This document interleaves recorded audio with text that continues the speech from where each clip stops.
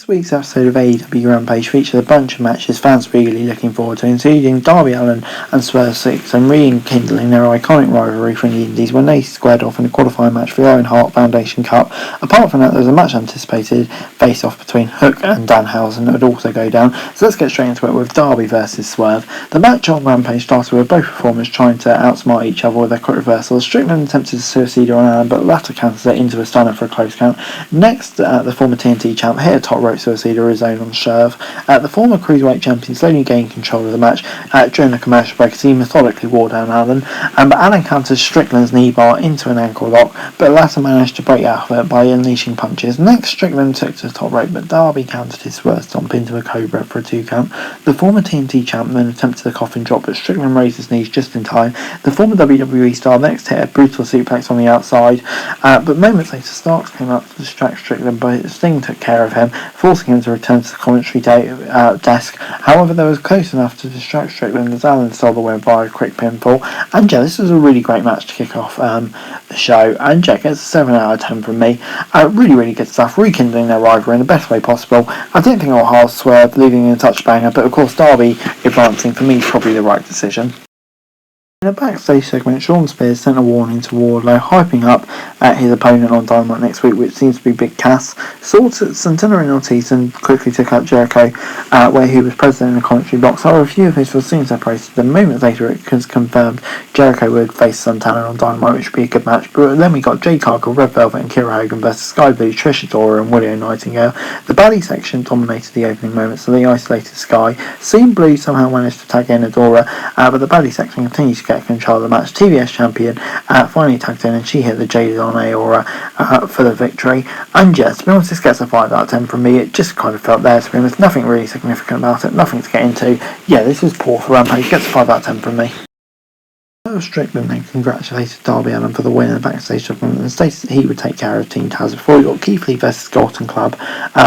Gun Club member tried to take down the limit this one, but it just wasn't enough as the latter's physical dominance proved too much. Austin then interfered and attacked Lee during the break, allowing Colton to find some momentum in the match. Back to the live broadcast, Keith Lee charged at Gunn with a couple of body shots and then threw him across the ring.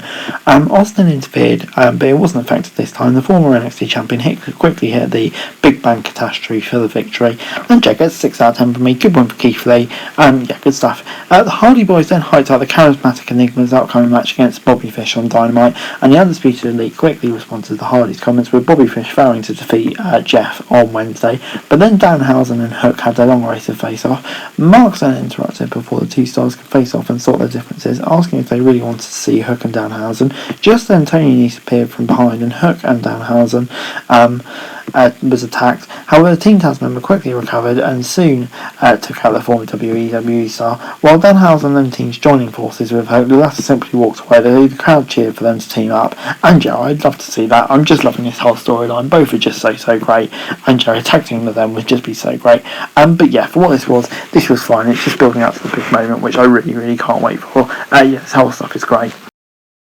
During the Gun Club's backstage interview, the Acclaims claiming that they should team up against their familiar foes in AEW. See what I did there? But then we got Joe versus Trent for the ROH TV Championship. Joe and Beretta shook hands as a mark of respect before the match started. Before hitting a brutal chop, the Samoan submission machine unleashed a series of punches on Best Friends member. He then attempted a suicide, but Trent countered and hit a moonsault on Joe on the outside. Just as Beretta was gaining momentum, Joe took him down with a boot to the face. During the break, the former NXT champ dominated. Back on the live broadcast, Joe attempts a powerbomb, but Trent countered it with a dropkick. The Best Friends member then took to the top rope, where he dived onto his opponent on the outside. Back in the ring, Beretta hit a suplex and a tornado DDT for a 2 count. The Samoan submission machine then recovered and laid down the opponent with a powerbomb.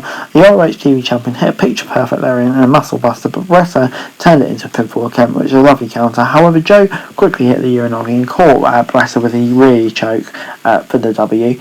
And yeah, post-match there was some drama as well. So Tony Schiavone entered the ring for an interview with Joe, but they were interrupted by Lethal Sting Sting and Dutt.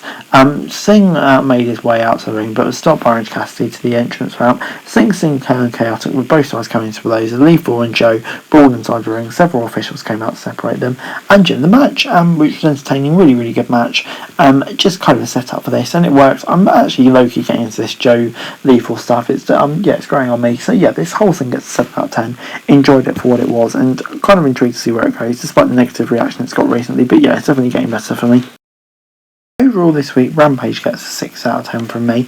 Like I would say, it's a pretty solid episode of Rampage this week. There was some really good stuff on there.